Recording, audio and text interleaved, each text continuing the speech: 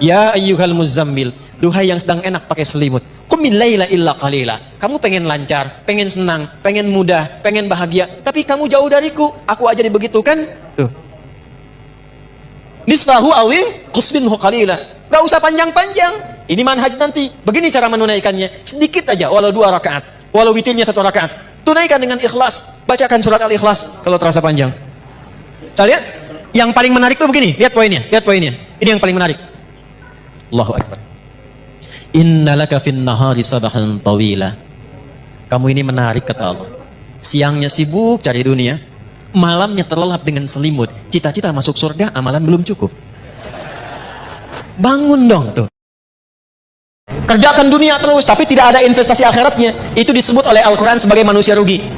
Yang Allah inginkan, ambil dunia akhirat. Doa itu dipanjatkan dalam keadaan sadar. Bukan ada keberkahan di balik tahajud yang terkait dengan kehidupan kita. Paham? Ayyab'atsaka rabbuka maqaman mahmuda. Orang yang konsisten, ingat konsisten. Ya, bukan malam ini tahajud, besok tidak. Besoknya tahajud, besoknya tidak. Kenapa? Allah akan angkat derajatnya kalau di dunia itu karirnya atau pekerjaannya, kalau di akhirat itu tingkatan surganya. Maqaman mahmuda, di tempat terbaik yang orang pun semua memahami dia memang layak. Tunaikan tahajud, minta sama Allah dalam sujud. Wasabbihu lailan tawila. Sujud tasbih, minta yang panjang supaya kurikulum yang disusun ini dimudahkan oleh Allah dengan 4 sifat ini. Kepada seluruh yang membersamai kajian ini di malam hari ini, juga saya lihat ada teman-teman dari Polri tadi lantas yang telah menata. Semoga semua sehat dan baik insyaallah. Malam ini waktu kita sangat terbatas. Karena itu, materi malam ini akan sangat padat. Mohon disiapkan kondisi kita untuk belajar. Dan materi ini akan menjadi penting dan jarang kita kaji mengenai kegiatan harian Nabi Muhammad sallallahu alaihi wasallam. Bagaimana kegiatan harian Nabi? Apa yang dikerjakan oleh beliau sallallahu alaihi wasallam dari bangun tidur sampai tidur lagi? Itulah yang menjadi topik inti bahasan kita yang kita kenal dengan kajian As-Sunnah An-Nabawiyah, napak tilas kehidupan Nabi sallallahu alaihi wasallam. Di pertemuan yang lampau kita telah belajar tentang cara bangun tidur Nabi sallallahu alaihi wasallam.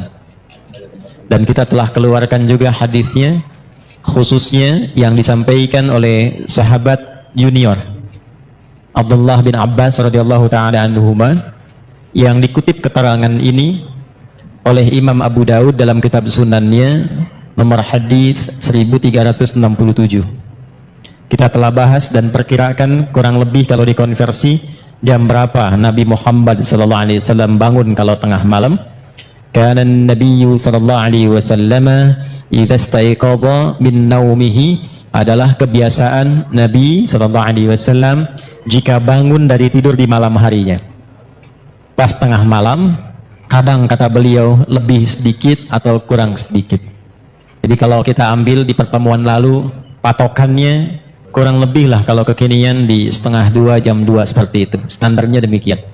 Lebih sedikit berarti ke jam 3, kurang sedikit ke jam 1 kurang lebih. Nanti kita akan lihat rahasianya apa kaitan dengan waktu bangun ini.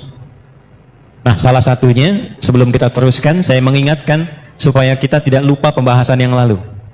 Ingat, mengikuti sunnah Nabi itu manfaatnya 3. 1, ketika kita ikuti sunnah Nabi Muhammad SAW dengan diniatkan mengerjakan itu bukan sekedar beraktivitas, tapi diniatkan mengikuti Nabi, seketika dituliskan langsung pahala, jadi punya nilai akhirat. Begitu kemudian kita niatkan, saya bangun tidurnya ingin mengikuti petunjuk Rasulullah, jadi begitu bangun diikuti dituliskan pahalanya. Di mana bangun tidur ada yang punya pahala? Pahala itu singkatnya bekal akhirat. Jadi kan pindah tempat beda bekal ya. Ini gambaran gampangnya. Tadi siang saya sampaikan di Metro. Kalau kita sekarang berada di Lampung, di Indonesia, mau ke Amerika, hukum di Amerika dengan di Indonesia sama tidak? Tidak. Kemudian ada yang berangkat umrah ke Saudi, mata uang yang dipakai sama tidak? Hukumnya sama tidak? Nah, ini kaidah standar, pindah tempat, pindah hukum. Kebiasaan di Lampung dengan kebiasaan di Sumatera bisa berbeda. Di Kalimantan bisa berbeda. Maka muncul apa yang disebut dengan kaidah al-'adatul muhakkamah. Kebiasaan di satu tempat menghadirkan hukum baru yang berbeda dengan tempat lain. Nah, kaidah ini kita pakai untuk menerapkan itu pada alam yang akan kita jumpai setelah meninggal. Jadi masih di dalam dunia. Kan Lampung dengan Amerika sama-sama dunia. Lampung dengan Kalimantan sama-sama dunia, ya kan? Jelas ya? Sama-sama dunia saja, beda tempat, beda hukum. Sekarang kita akan meninggalkan dunia dan diviralkan di toa Masjid Ad-Du'a, telah meninggal dunia, ya kan? Bisa si fulan gitu ya. Telah meninggal dunia, artinya meninggalkan dunia ini berpindah ke tempat baru. Dan jangan dipahami ketika pindah tempat itu bakalnya sama. Karena kalimat kitanya sudah mendeklarasikan dengan fitrah meninggal dunia, artinya meninggalkan semua yang dilakukan, dikerjakan, dan ini poinnya, dilekatkan dalam kehidupan dunia. Ini baju nih di dunia, ya, ini minuman, makanan dunia. Jadi ketika ditinggalkan, ini tidak berlaku di alam yang baru. Handphone ini dunia, sebagus apapun. Antum pindah dari dunia ke alam baru, barzakh namanya. Tempatnya disebut dengan kubur. Pertanyaan saya, handphone sebagus-bagusnya itu ikut gak ke alam kuburnya? Nah, beda hukum. Sayang kalau kangen nanti miskol aja ya, kalau papa meninggal. Nggak bisa. Mau miskolanya khairayyarah, mau syarrayyarah tidak akan bisa masuk. Ya. Mayyamal miskola dzarratin khairayyarah, ya? Ataupun syarrayyarah. Minuman juga begitu. Apa yang berlaku di dunia tidak berlaku di alam kubur, apalagi di akhirat. Alhamdulillah. Maka balik bertanya, apa bekal saat kita nanti berpulang kepada Allah saat meninggalkan dunia ini? Maka diberi rumus. Ya, diberi rumus. Apa rumusnya? Pekerjaan kita yang dikerjakan di dunia itu disebut amal namanya. Semua amal itu saat dikerjakan akan punya nilai akhirat, dipandang baik oleh Allah. Bila perbuatan itu dipandang baik oleh Allah, maka seketika dia punya nilai akhirat. Sesuatu yang dipandang baik oleh Allah singkatnya disebut salih. Maka pekerjaan kita, amal kita, jika saat dilakukan bersamaan dengan itu punya nilai akhiratnya, pastikan semua amal itu punya sifat salih. Amal bertemu salih disebut dengan amal salih. Nah, amal salih itu maksudnya saat dikerjakan, dunianya dapat perbuatan itu, hasilnya ada, akhiratnya pun dituliskan. Itu yang dimaksudkan. Kalau orang cuma melakukan amal tanpa salih, rugi dia. Allah kasih 24 jam nih dalam sehari. Kerjakan dunia terus, tapi tidak ada investasi akhiratnya. Itu disebut oleh Al-Quran sebagai manusia rugi. Bahkan turun satu surah 103. Ya, manusia yang beraktivitas namanya disebut insan. Manusia yang berdasarkan kecenderungan nafsunya disebut dengan bashar. Manusia dengan karakter lembutnya disebut dengan ins. Manusia dengan sifat sosialnya disebut nas. Manusia berdasarkan keturunannya disebut dengan Bani Adam. Ketika Allah menyebutkan manusia, nama terkait aktivitasnya disebut kalimat insan. Wal asr. Aku bersumpah demi waktu yang aku berikan pada manusia supaya diisi dengan perbuatan 24 jam. Cuma sayang, innal insana lafi khusr. Sungguh manusia yang beraktivitas menata waktu itu, mengisi waktu itu, tidak semuanya mendapatkan keuntungan. Tidak semua mampu mengolah waktu menjadi baik. Dan ada orang-orang yang ketika beraktivitas Allah pandang lafi khusr, rugi dia. Ya, rugi. Kenapa? Karena dia tidak menyiapkan, bukan dunianya, bukan. Di sini bukan bicara dunia. Bukan bicara dunia. Jadi kalaupun Anda sukses, terukur urusan dunianya. Jam 7 saya kerjakan ini, jam 8 melakukan ini, jam 9 rapat di sini, jam 12 mendapatkan hasil ini, jam 3, jam 4, jam 5 sampai tidur di malam hari, tapi dunia, ayat ini tetap mengatakan Anda rugi. Karena ketika Anda meninggalkan dunia itu, ternyata tidak punya apa-apa untuk dibawa. Maka Allah memberikan pilihan. Ya, kalau saya tanya begini, Anda pilih dunia atau akhirat? Yang akhirat angkat tangan. Dah turun. Yang dunia? Ya, baik. Gak apa-apa, kan pilihan ya. Menang tidak dapat hadiah, kalah pun tidak dosa ya. Ternyata Anda banyaknya ngangkat pilih akhirat. Ternyata ketetapan Allah tidak begitu. Yang Allah inginkan, ambil dunia akhirat. Ya kan doanya begitu kan? Wa minhum may yaqulu rabbana atina fid dunya wa fil akhirati. Jadi nggak mungkin dapat akhirat kalau tidak melalui dunia. Jalan akhirat itu dunia. Nggak bisa, tanpa dunia dapat akhirat tuh nggak bisa. Bagaimana caranya sholat supaya benar? Tertutup aurat. Ini dunia untuk menutup itu. Ini dunia nih, tembok segalanya, dunia. Jadi untuk mendapatkan akhirat butuh apa? Nah, sifat pekerjaan dunia disebut amal. Sifat keberkahan akhirat disebut soleh. Kalau ingin sekaligus dunia akhirat, maka pastikan setiap amal jadi illalladzina amanu wa amilus. Kecuali orang beriman, Allah ingin memberikan sindiran halus tapi dalam. Standarnya orang beriman itu pasti sukses dunia akhirat. Jadi standar orang beriman itu pasti amalnya soleh. Ya, begitu mengerjakan perbuatan punya nilai akhiratnya. Ini apa fungsi mata apa? Melihat. Tapi orang beriman melihatnya bukan sekedar melihat, karena kalau cuma melihat itu dunia.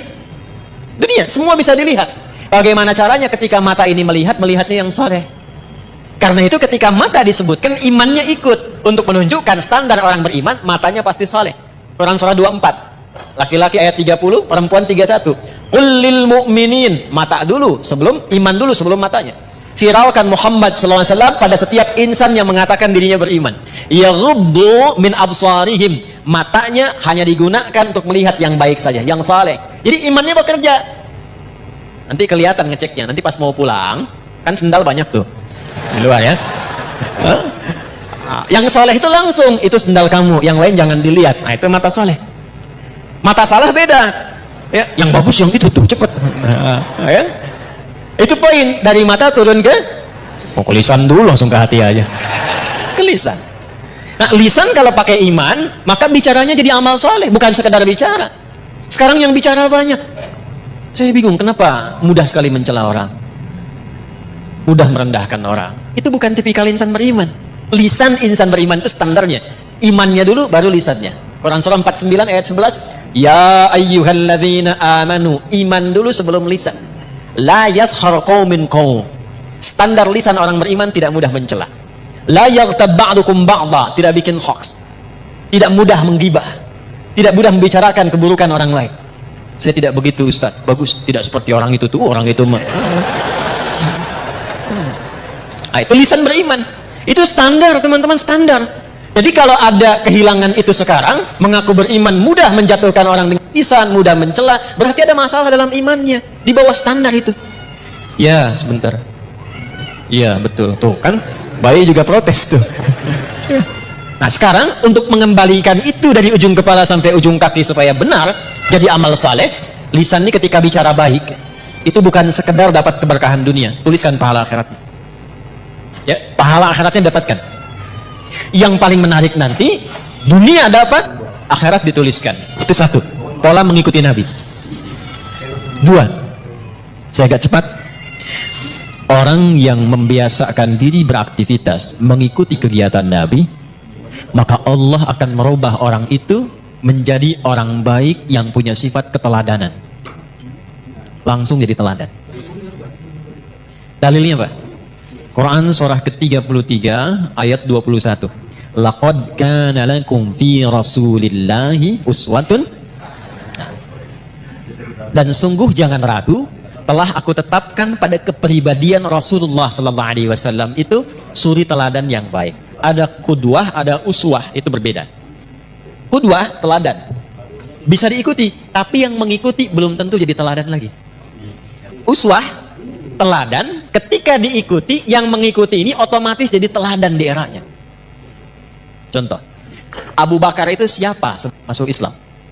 Tapi setelah masuk Islam, diikuti Nabi, gaya Nabi, perilaku Nabi, sepeninggal Nabi, jadi teladan. Umar siapa sebelum masuk Islam? Baca sejarahnya. Bagaimana pergaulannya, apa yang diminumnya. Setelah masuk Islam, imannya merubah beliau menjadi lebih baik, diikuti pola hidup Nabi, beliau viral namanya sampai sekarang. Alhamdulillah. Dan tidak usah jauh-jauh ke arah kita sekarang. Ulama-ulama, tokoh-tokoh, kan? Yang baik-baik, yang mengikuti pola Nabi Sallallahu Alaihi Wasallam. Silahkan kalau nggak percaya. Dari bicaranya coba ikuti cara bicara Nabi. Dari berjalannya ikuti jalannya Nabi. Sifat lembutnya ikuti lembutnya Nabi. Jangankan kita mendapatkan kebaikannya, di saat yang sama kita menjadi teladan di bidangnya. Apapun itu. Makanya hanya Nabi Muhammad SAW yang diberikan oleh Allah kesempatan untuk mempraktekkan semua bagian inti kehidupan manusia. anak beliau jadi anak, suami jadi suami, kemudian maaf, suaminya pun diperkenankan istrinya lebih daripada 4. Kenapa? Saya pernah sampaikan termasuk di sini, karena seluruh istri Nabi itu mewakili semua karakter perempuan di muka bumi.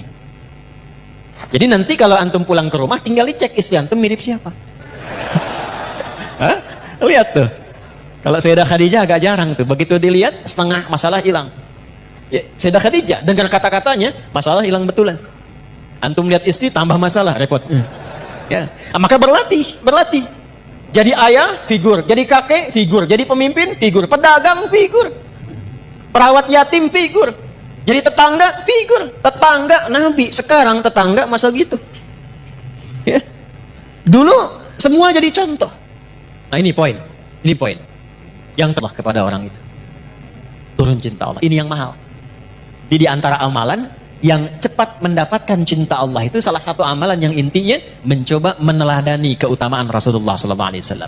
Itu begitu dikerjakan, walaupun mungkin awalannya sederhana, tapi kita sedang mencoba mendapatkan cinta Allah Subhanahu Wa Taala. Apa dalilnya? Quran surah ketiga Ali Imran di ayat ke-31. Qul in kuntum tuhibbunallaha fattabi'uni yuhibbukumullah. Katakan Muhammad, viralkan kepada umatmu, siapa yang serius mencintai Allah, buktikan cintanya dengan mengikuti petunjuk Nabi Muhammad SAW. Ikuti kebiasaannya. Bukan hanya sholatnya, awas. Sholatnya seperti sholat Nabi, bagus. Akhlaknya kayak Nabi gak? Jangan sampai sholatnya ritual diikuti, tapi hikmah sholatnya gak dipraktekkan. Inna sholata tanha anil fakhsya. Katanya sholatnya pakai dalil, tapi lisannya fakhsya. Manfaat sholatnya gak ada. Tangannya mungkar. Manfaat sholatnya nggak ada. Itu poinnya. Jadi semua aspek bagian kehidupan kita ketika diikutkan mengikuti Nabi, bukan hanya sholatnya, tidurnya, jalannya, berpakaiannya, bahkan mau masuk toiletnya, keluar toiletnya, saat yang sama Allah menurunkan cintanya. Kalau sudah cinta Allah diturunkan, maka semua akses dibuka, semua salah ditutup. Dosa diampuni, wa yaghfir lakum dzunubakum. Diampuni dosa itu artinya dijaga hidup kita dari perbuatan-perbuatan salah, apapun pekerjaan kita selama hidup. Jelas sampai sini? Paham? Nah, pertemuan lalu kita sudah belajar tentang cara bangun tidurnya Nabi SAW. Maksud saya, evaluasi dulu sebelum kita melanjutkan pada pembahasan berikutnya. Sampai detik ini Anda datang di tempat ini, berapa dari bagian yang sudah saya jelaskan yang sudah kita amalkan? Ya, karena Nabi SAW, saya bacakan lagi hadisnya. Qal adalah kebiasaan Nabi SAW. Idza staiqadha min naumihi, kalau beliau bangun dari tidurnya, fajalasa, maka beliau duduk terlebih dahulu. Ya, secara medis ini bagus, sesuai. Jadi jangan langsung bangun langsung lari ke kamar mandi, ya, sempoyongan jatuh antum. Ya, duduk dulu tenang. Tapi niatkan bukan sekedar duduk, bukan karena medis mengatakan itu baik, bukan, karena Nabi ngasih contoh. Itu poinnya. Kemudian masaha biyadihi min athari naumi. Dia gunakan bagian tangannya yang bersih untuk menghilangkan bekas ngantuknya. Jadi walaupun bangunnya setengah 2, duduk dulu. Kan dalam duduk itu yang tenang kadang-kadang kan masih begini, ya. Apa bahasa Jepangnya? Nundutan, gitu ya. Ya, kadang kan masih begini kan, begitu sadar udah jam 2. Dan itu belum sadar penuh. Jadi bukan langsung baca doa. Doa itu dipanjatkan dalam keadaan sadar. Bukan masih ngantuk. Maka sunnah yang kedua, hilangkan dulu bekas ngantuknya dengan tangan yang diduga bersih. Jelas? Baru setelah itu, faqara'a khawatima Ali Imran, membacakan 11 ayat terakhir surah Ali Imran. Ya, baca di situ, dibacakan dengan lisan, difahami dengan pikiran, diniatkan dengan hati untuk mengamalkan. Kita sudah bahas di pertemuan lalu, intinya menyusun kurikulum hidup di hari itu, dunia sampai akhiratnya. Kan spiritnya begitu ya? Bagi yang baru bergabung, lihat lagi episode yang sebelumnya. Jadi nggak ada orang Islam bangun tidur yang nggak punya agenda, nggak ada begitu. Standar orang Islam itu bangun sudah punya agenda, hari itu mau ngapain? Bangun tidur apa yang mau saya kerjakan? Jam 5 apa yang saya lakukan? Nanti subuh jamaah di mana? Zuhur jamaah di mana? Asar jamaah di mana? Meeting jam berapa? Bagaimana ngatur cara rapat itu yang tidak bertabrakan dengan waktu sholat? Bagaimana ngatur pekerjaan yang nanti dalam saat yang bersamaan masih bisa murajaah? Bisa diatur. Orang Islam itu begitu. Makanya dibikin formatnya dengan nama-nama waktu sholat. Begitu bangun ketemu subuh. Setelah itu kan dari kata asbah yang sudah siap dengan rencana. Was-subhi idza tanaffas. Quran surah 81 ayat 18. Dan aku bersumpah demi waktu subuh kalau sudah tiba bersamaan dengan nafas yang keluar yang baru itu, agenda kita sudah tersusun. Cek di pertengahan siang, siang itu nahar, tapi zuhur. Zuhur itu dari kata idhar, jelas terang. Sudah jelas belum hasilnya? Jadi ibadah enggak? Atau cuma dunia saja? Evaluasi lagi. Kalau masih ada yang sulit, datang ke masjid, sholat, minta kemudahan. Kalau cuma dunia, tobat, datang ke masjid, dapatkan cinta Allah. Maka muncullah kemudian asar. Ingatkan, jangan sampai rugi. Karena sebentar lagi juga, kalau bukan meninggalkan dunia duluan, dunia meninggalkan kita. Maka diperlihatkan maghrib. Lihat ke alam tuh. Alam saja tidak selamanya terang. Pasti akan gelap. Lalu ujungnya adalah isya. Dari kata asya, pencarian ma'isya, sibuk. Kalau turun ke kasrah isya, sesibuk-sibuknya pasti akan selesai juga. Jadi kalau dengar adzan isya, Allahu Akbar, itu rasanya beda dengan maghrib. Lain dengan subuh. Kalau dengarnya pakai iman, itu lain. Kalau nggak pakai iman, beda rasanya. Adzan. Baru duhur dasar lagi. Tapi kalau pakai iman lain. Allahu Akbar, isya. Adi, sesibuk-sibuknya kamu pasti akan pulang.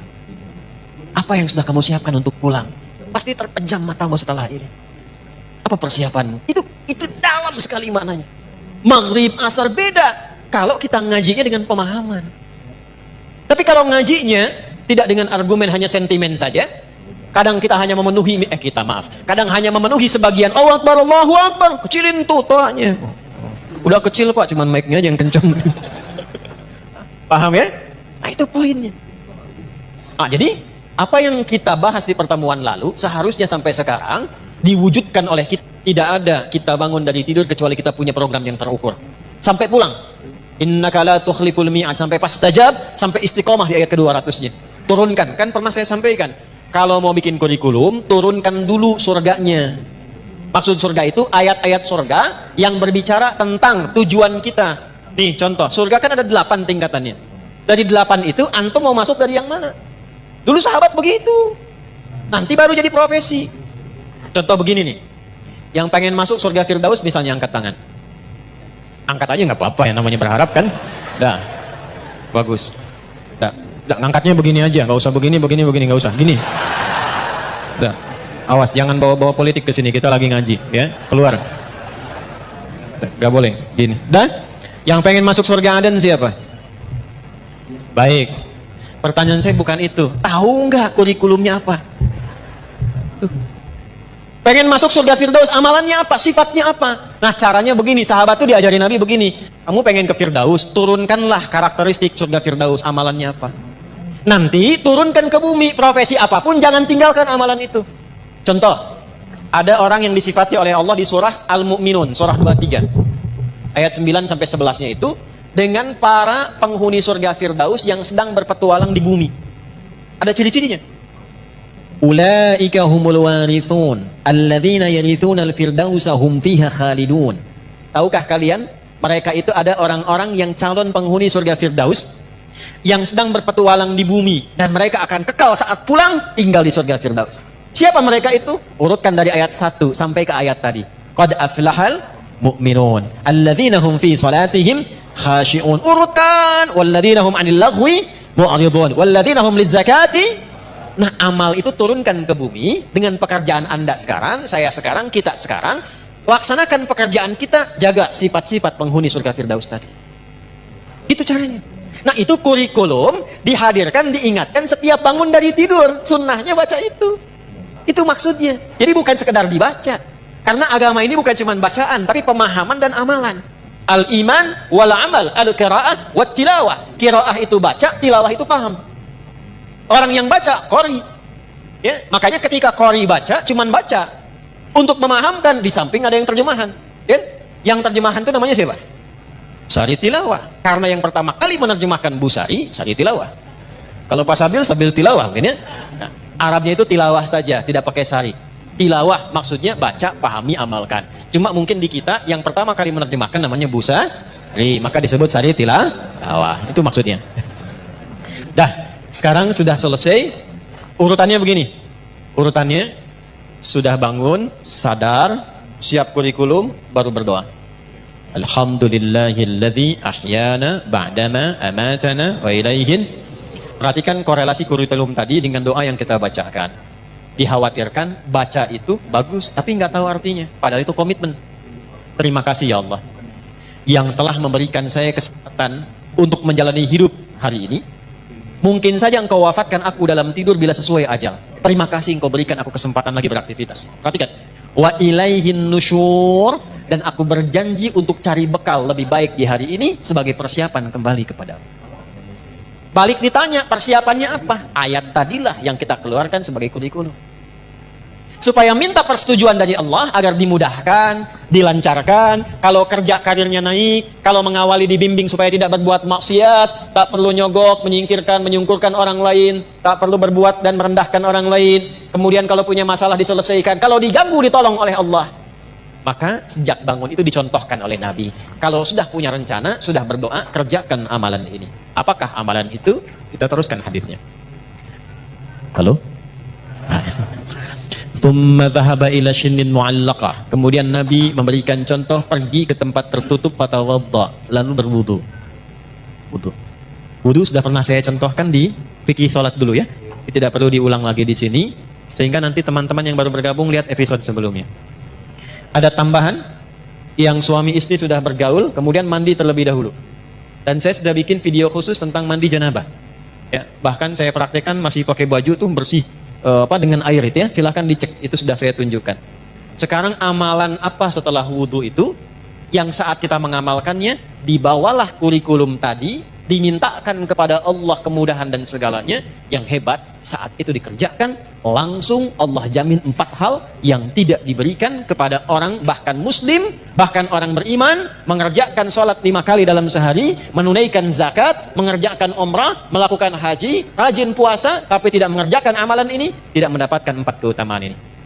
4 keutamaan itulah didapatkan di Quran dulu, dalilnya pakai Quran dulu. Quran surah ke-17 Al-Isra di ayat 79 sampai dengan ayat 80-nya. Saya bacakan cepat. Wa minal laili fatahajjad bih nafilatan laka. 1. Asa an yab'athaka rabbuka maqaman mahmuda. 2. Wa qur rabbi adkhilni mudkhala sidq. 3. Wa akhrijni mukhraja sidq. 4. Waj'alni min ladunka sultanan nasira. Lihat kaitannya dengan kurikulum tadi. Saya agak cepat nguraikannya begini ya. Sebentar. Waktu kita terbatas, tolong fokus dengan baik ya. Belakang kelihatan ini? Ah ya, kelihatan. Belum saya tulis udah kelihatan. Imannya kuat banget belakang tuh. Ini saya urutkan ya, diagramnya begini. Bangun. Ya. Bangun tidur. Siapa yang bilang begitu? Bangun tidur, tidur lagi. Bangun tidur doa, kan sudah Nabi. Bangun tidur, ya, duduk, hilangkan bekas ngantuk,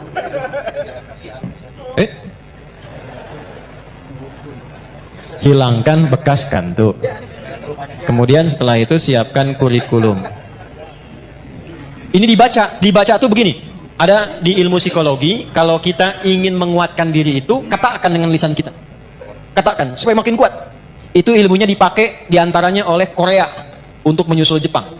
Di Korea itu anak-anak kecil dulu yang dari TK-TK itu, kalau mau masuk sekolah atau bikin sesuatu, dia katakan, harus lebih dari Jepang, harus lebih dari Jepang. Jadi Jepang misalnya bikin Honda, dia bikin Hyundai. Ya Hyundai saya tahu bahasanya, dibacanya Hyundai. Ya. Apa saja Jepang masuk Piala Dunia, Korea mesti masuk. Ya, apa saja dibuat. Nah, itu dikatakan Jepang lebih dulu. Masih ingat gak waktu dulu 97 tuh ada acara namanya Benteng Takeshi. Ya kan? Begitu mau nembak, katakan kamu bisa, kamu bisa, kamu bisa. Nah kan? Ya kan? Semusim dengan Dragon Ball itu kan? Ya. Susuke Watanabe dulu yang nulis Dragon Ball itu. Kenapa jadi ke situ ya? Nah, ini bacakan, katakan Quran surah 3 ayat 190 sampai 200. Tapi saat dibaca itu kita sudah siapkan pekerjaan kita kan beda-beda. Tapi sifatnya sudah diturunkan. Setelah itu baru doa. Alhamdulillahilladzi ahyana ba'dama amatana wa ilaihin. Nah, setelah berdoa dan mengatakan wa ilaihin nusyur, barulah adabnya dicontohkan oleh Nabi. Bawa kurikulum ini, bersihkan diri dulu, wudu dengan baik, tunaikanlah kemudian amalan yang disebut dengan tahajud. Di tahajud ini bukan amal biasa. Ini penting. Ini rahasia di antara kita ya. Kita aja nih malam ini. Tahajud itu amal yang tidak pernah ditinggalkan Nabi, bahkan dalam sakit dan misi militernya. Nabi dikonfirmasi oleh Sayyidah Aisyah radhiyallahu taala anha, dalam sakit pun itu masih memaksakan tahajud walaupun sampai duduk. Bengkak kaki masih tahajud. Kesaksian beberapa sahabat menjelang misi militer karena diserang harus bertahan. Maka yang terjadi apa? Semua bersiap, berbaris, ada yang lihat semua tidur kecuali Nabi di bawah pohon masih tahajud. Masih tahajud. Ulama kemudian meriset, dicari apa sebetulnya pentingnya tahajud ini sampai Nabi itu ngasih contoh, sampai nanti ada komen dari sahabat-sahabat terdekat Nabi, bahasa kitanya begini, kalau kita masih mampu jangan tinggallah kemudian. Apa keistimewaan tahajud ini? Pentingnya apa? Di Islam tuh runtut semuanya. Saya langsung cepat dulu. Orang-orang yang datang membawa kurikulum hidup, lalu dia menunaikan malamnya tahajud. Ingat, saya belum bicara fikih ya. Kalau fikih itu cuma membahas tentang sholatnya saja. Enggak terkait dengan ini pun Anda sholat, sah sholatnya. Tapi kalau kita menginginkan hikmah, ada keberkahan di balik tahajud yang terkait dengan kehidupan kita, pahami ininya dulu. Kalau ngajinya nggak begini, nggak masuk. Jelas ya? 1. Asa ayyab'atsaka rabbuka maqaman mahmuda. Orang yang konsisten, ingat konsisten. Ya, bukan malam ini tahajud, besok tidak. Besoknya tahajud, besoknya tidak. Kenapa kamu begitu? Ah, saya melihat puasa Daud, mungkin ada tahajud Daud juga gitu kan? Nah, itu tidak demikian. Dia jaga tiap malam, maka satu, Allah akan angkat derajatnya. Kalau di dunia itu karirnya atau pekerjaannya, kalau di akhirat itu tingkatan surganya. Maqaman mahmuda, di tempat terbaik yang orang pun semua memahami dia memang layak. Contoh, karir. Ada orang pengen dapat jabatan nyogok? Ada yang menyuap? Ada nggak orang sudah dapat jabatan tapi orang lain nyoal? Dia nggak layak di situ, ada? Amalan ini membimbing pelakunya, apapun pekerjaannya, diangkat oleh Allah ke tempat tertinggi dan orang semua paham, pantas memang dia ada di situ. 1. Jelas? Dan 2, ini yang menarik. Wa qur rabbi adkhilni mudkhala sidqin. Perintah dari Allah, katakan, Rabbi adkhilni mudkhala sidqin. Ya Allah, bimbing hamba mengawali aktivitas ini dalam bimbinganmu dengan cara yang terbaik. Orang yang rajin tahajud, pekerjaannya dibimbing Allah. Insyaallah. Ya. Ada orang skripsi dibimbing dosen pinter banget. Rumah tangga dibimbing. Seakan-akan nggak punya masalah. Begitu ada masalah, di tiap masalah. Bukan nggak punya masalah. Kadang-kadang masalahnya banyak, sama. Antum jangan kira seorang kiai, ustadz kayak saya nggak punya masalah. Banyak masalah. Apa nggak banyak tuh? Ya. Kalau kita tidak mendekat kepada Allah, tidak bangun komunikasi, tidak tersambung, nggak mudah. Nggak mudah. Jadi kiai itu nggak mudah. Nggak bisa pensiun. Ya. Nggak boleh menyembunyikan ilmu. Ngajar nggak boleh cari dunia. Nggak boleh saya mikirin amplop. Doa-doa besar nih, kalau tebal itu sahih. Kalau tipis, dhaif. Tipis tapi banyak, sahih li ghairihi. Nggak ada. Nggak boleh bicara tarif, nggak boleh minta-minta. Begitu ikhlas kalau mengajar. Jangan menyembunyikan. Yang paling repot tuh begini, kalau disampaikan ente ngamalkan. Jadi kalau saya misalnya sekarang pandai nasihati, tidak mengamalkan, itu dicela oleh Allah. Afala ta'qilun? Otak kamu di mana, kata Allah. Dan nggak bisa pensiun. Itu kalau nggak bangun komunikasi, tersambung dengan Allah dengan cara yang baik, tidak mudah. Yang keempat, waj'alli min ladunka sultanan nasira. Dilindungi oleh Allah. Allah langsung yang lindungi. Bisnis jangan dikira teman-teman itu berjalan begitu saja. Ada persaingan. Kadang-kadang Anda yang pasang tender begitu dapat, orang lain yang ngambil. Ada begitu? Ada. Al-Baqarah 155 isyaratnya. Ada yang tiba-tiba dijegal, ada yang tiba-tiba begini begitu. Ini dekat ya amalannya. Jadi begitu kita menunaikan tahajud, bukan persoalan detilkan sekarang, bukan. Kurikulum kita apa nih kegiatannya? Antum pekerjaan apa? Di kebun, di sawah, bertani, berkantor, jualan, dagang. Ini kan kurikulumnya. Susun sampai akhirat, tunaikan tahajud, minta sama Allah dalam sujud. Karena itu di Al-Insan ayat ke-26 dikonfirmasi di ujungnya, wasabbihu lailan tawila. Sujud, tasbih, minta yang panjang supaya kurikulum yang disusun ini dimudahkan oleh Allah dengan 4 sifat ini. Kalau belum sanggup bangun, ya Allah, itu disindir lagi di Quran surah 73 itu. Ya ayyuhal muzammil, duhai yang sedang enak pakai selimut. Qumil laila illa qalila. Kamu pengen lancar, pengen senang, pengen mudah, pengen bahagia, tapi kamu jauh dariku. Aku aja dibegitukan. Tuh. Nisfahu awi qusbinhu qalila. Gak usah panjang-panjang. Ini manhaj nanti. Begini cara menunaikannya. Sedikit aja, walau 2 rakaat, walau witirnya 1 rakaat. Tunaikan dengan ikhlas. Bacakan surat Al-Ikhlas kalau terasa panjang. Kita lihat. Yang paling menarik tuh begini. Lihat poinnya. Lihat poinnya. Ini yang paling menarik. Allahu Akbar. Innalaka fin nahari sabahan tawila. Kamu ini menarik kata Allah.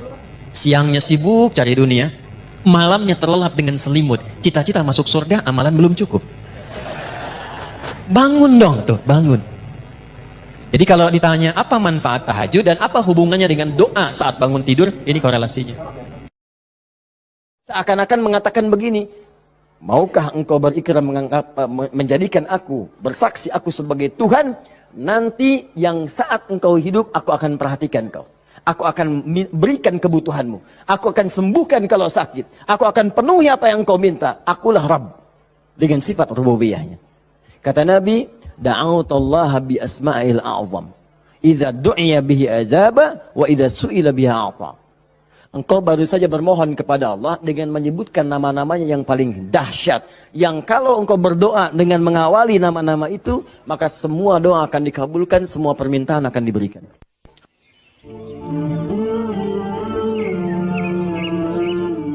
Quran surah keempat ayat 103. Allahu Akbar. Ini dasarnya. فَإِذَا قَضَيْتُمُ الصَّلَاةَ Quran surah 4 An-Nisa ayat 103. Paling kanan, agak sedikit ke tengah. فَإِذَا قَضَيْتُمُ الصَّلَاةَ فَاذْكُرُوا اللَّهَ Ya, maka jika anda telah tuntas mengerjakan solat, telah selesai solatnya, fadhkurullah, segeralah berzikir kepada Allah subhanahu wa ta'ala. Jadi sunnah amalan pasca solat, ya, mengerjakan semua aktivitas yang mengingatkan kita dengan Allah subhanahu wa ta'ala. Zikir. Ragamnya sudah kita bahas, ya, dari mulai istighfar, bacaan kalimat tauhid, Allahumma antas salam, bacaan ayat-ayat Al-Quran, sampai dengan doa Nabi yang singkat terakhir kita bahas, sampai kita dalami detailnya, dari mulai ilmu yang bermanfaat, rizki yang terbaik, dan amalan yang diterima. Kita sudah sampai situ kan? Baik. Sekarang kita lanjutkan, supaya tidak banyak mengulang, kita lanjutkan pada hal yang paling pokok. Ketika Nabi bermohon kepada Allah menunjukkan satu contoh, ingat contoh. Di Nabi itu sifatnya ada langsung membimbing doa, ada diberikan doa contoh, yang dengan doa itu maksudnya tidak harus sama seperti itu. Kalau kebutuhannya beda, boleh minta yang lain. Tapi akan lebih bagus baca dulu standar doanya, baru tambahkan minta kepada lain-lainnya. Misal, kita turunkan misalnya. Kalau anda punya kebutuhan pasca salat, ingin berdoa, boleh. Apa dalilnya? Di Ibnu Majah itu, nomor hadis 925. Dan Nabi berikan doa standar. Allahumma inni as'aluka ilman nafi'a, wa rizqan tayyiba, wa amalan mutaqabbala. Minta ilmu, awas, yang bermanfaat. Minta rizki yang berkah, dan mohon diterima amalannya. Ilmu bermanfaat, rizki berkah, diterima amalan. Tiba-tiba anda punya permintaan spesifik misalnya. Ustaz, saya seorang ibu, sekarang sedang mengandung. Pengen kandungannya itu Ustaz, diberkahi oleh Allah. Pengen lahirannya lancar. Pengen normal, pengen baik. Apa doanya? Apakah boleh berdoa setelah itu? Boleh. Karena tadi doa yang disampaikan itu standar dari Nabi yang pokok. Yang memberikan contoh. Maksudnya silahkan berdoa, apa saja minta. Kalau nggak kepikiran doa, minta doa dengan yang standar ini. Itu maksudnya. Jadi tidak harus terbatas dengan doa itu, tapi jadikan sebagai patokan doa, setelah itu minta yang lain-lainnya. Paham? Baik. Nah sekarang saya ingin ajarkan, ada isyarat dalam Al-Quran, bagaimana supaya doa kita mau minta apapun selama baik, menurut Allah itu akan cepat dikabulkan. Seperti apa mintanya? Yuk, saya turunkan dulu satu. Kita pelajari dasarnya dulu ya. Quran surah ke-7 ayat 23, dasarnya dulu. Nanti baru masuk kepada doanya. 2 Quran surah ke-28 Misal ayat ke-16. 3 kita ambil misalnya Al-Quran surah puncaknya langsung 39 ayat 53. Lalu masuk kepada doa-doanya misal.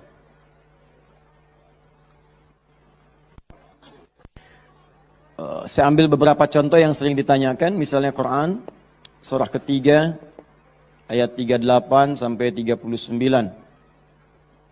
Ditafsir dengan Quran surah ke-19 dari ayat ketiga misalnya sampai ayat ke-15 ya. Ya. Ada lagi misalnya kita turunkan doa orang sakit misalnya Quran surah ke-26 ayat 80. Bisa jadi penyakitnya lebih parah, kita turunkan Quran surah 21 ayat 83 sampai 84. Oh, doa paling favorit misalnya Quran. Apa yang paling favorit? Masya Allah, sapu jagat luar biasa ya. Anda tanya orang Arab, nggak ada yang tahu. Ya, cuma orang Indonesia. Atarif sapu jagat? Sapu jagat. Orang Indonesia luar biasa. Ada doa sapu jagat, doa sapu nggak ada jagatnya, doa jagat nggak ada sapunya. Quran surah 2 ayat 201. Paling kanan sebelah bawah. Saya contohkan ini dulu ya, yang lainnya banyak. Saya contohkan dulu sedikit supaya agak batas untuk kita bisa berdialog. Begini, kita mulai. Mohon izin, saya itu minta contoh gelas dengan air, bukan karena memang biasanya ada itu, bukan. Karena ingin mencontohkan tentang bab doa ini. Ya, ingin mencontohkan tentang bab doa. Perhatikan sini, fokus baik-baik. Lihat sini. Saya tidak akan minum sekarang. Lihat sini, fokus. Ini gelas, ada airnya. Warnanya apa? Bening, ya, warnanya bening. Nah, sekarang lihat, ada penutupnya? Halus atau keras? Baik, udah jangan main tebak-tebakan, kita coba dulu ya. Kalau tidak tahu katakan Allah Adam. Lihat sini, ini spidol. Fokus. Perhatikan sini. Saya ingin masukkan ke dalam gelas. Masuk tidak? Kenapa? Ada penutupnya. Tuh, cukup agak lumayan. Ada lagi kalau ditutupnya seperti ini. Karena ini nggak ada penutup, kadang-kadang apa yang ada itu yang digunakan. Tisu misalnya. Lebih halus daripada yang tadi. Perhatikan baik-baik. Ini kalau dimasukkan bisa masuk. Ya, bisa, sudah. Kemudian lihat baik-baik, ada yang lebih keras lagi daripada yang pertama. Ini yang pertama, ini yang kedua. Misal, saya ambil yang lebih ekstrim seperti ini. Tutup begini. Fokus. Ini mau dimasukkan sampai kapanpun, sampai kiamat kurang 2 hari, susah. Sulit luar biasa. Perhatikan baik-baik. Fokus, fokus, fokus.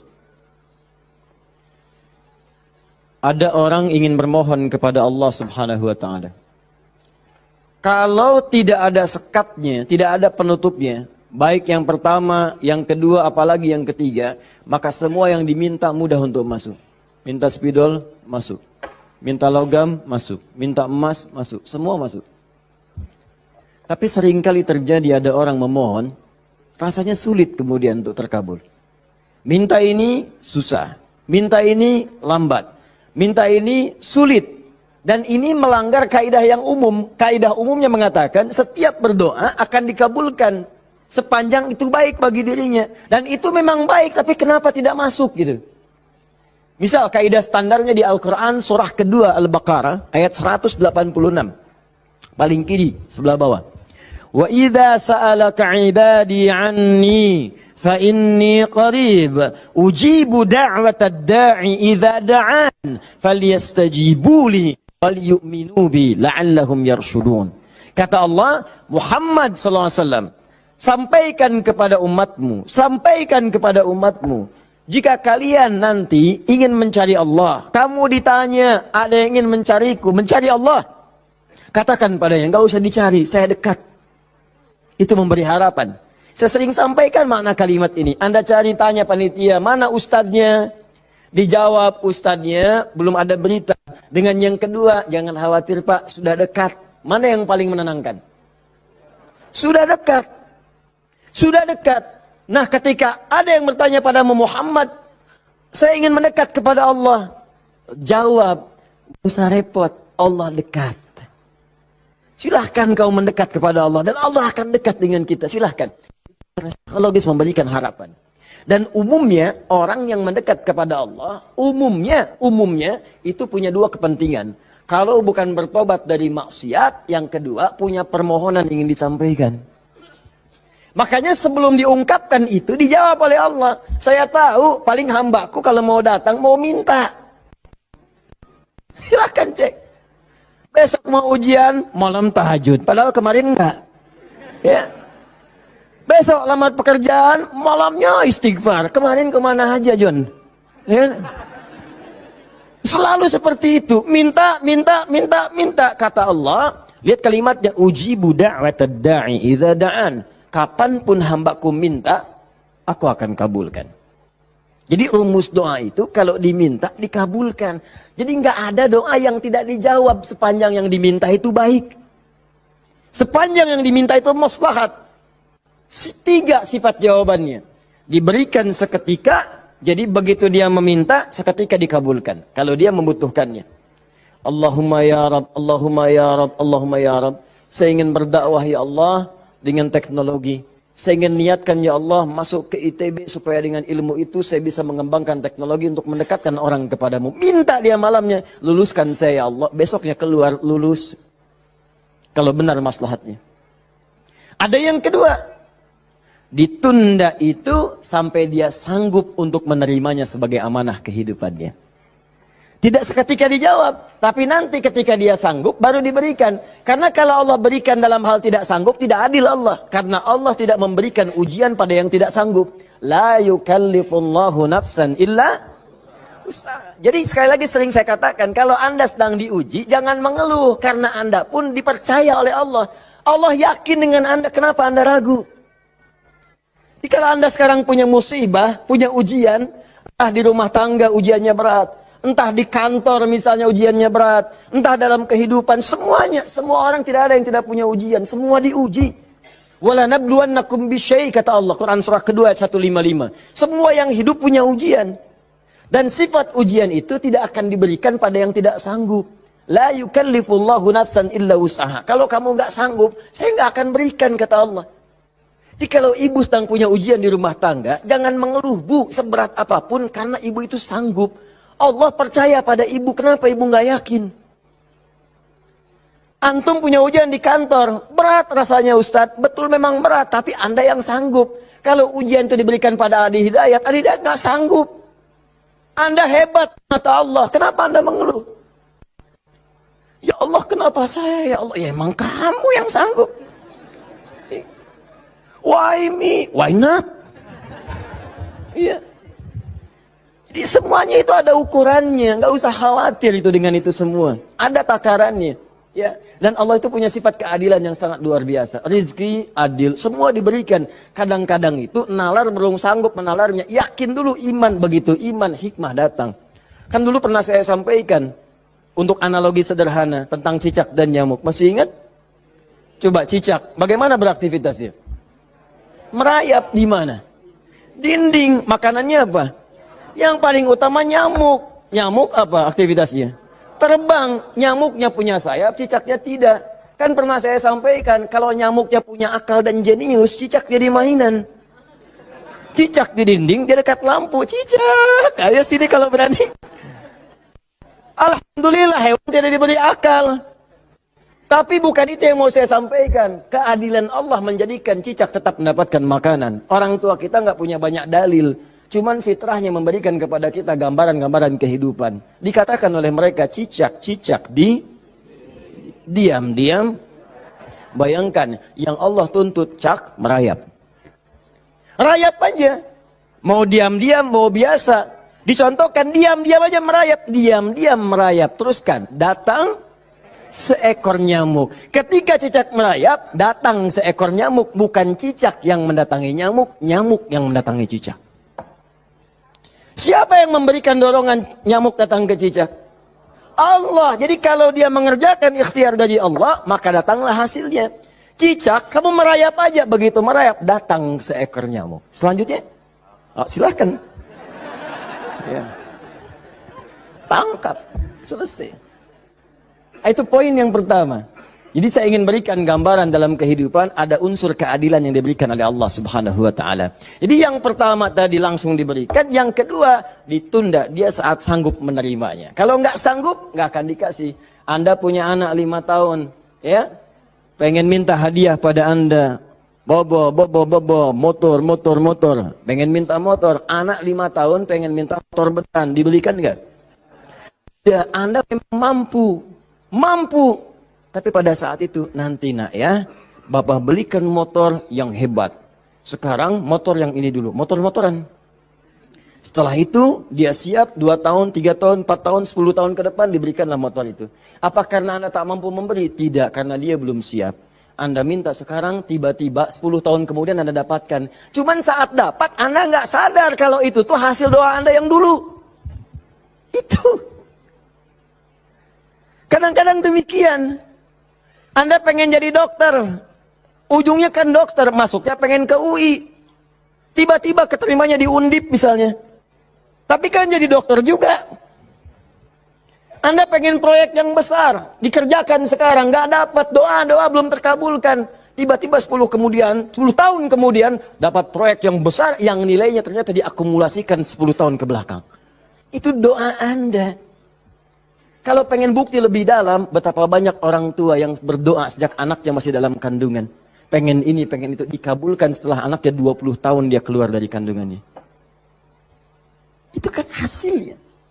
Makanya ketika anak sukses, kata Al-Quran surah ke-46 ayat ke-15, ada isyarat di sana.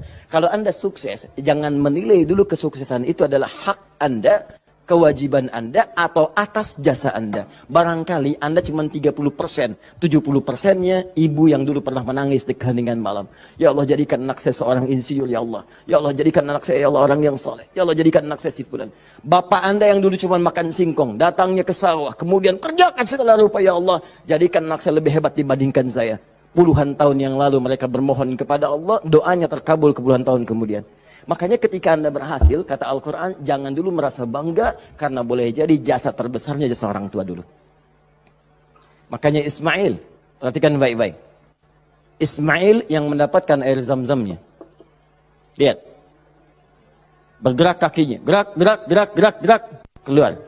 Tapi Anda jangan lupa, ketika Ismail kehausan, ibunya mencari air. Disimpan Ismail, dia bergerak tangan kakinya. Karena kalau anak itu sudah mulai haus baik, pasti tangan kaki itu bergerak. Tapi air nggak keluar.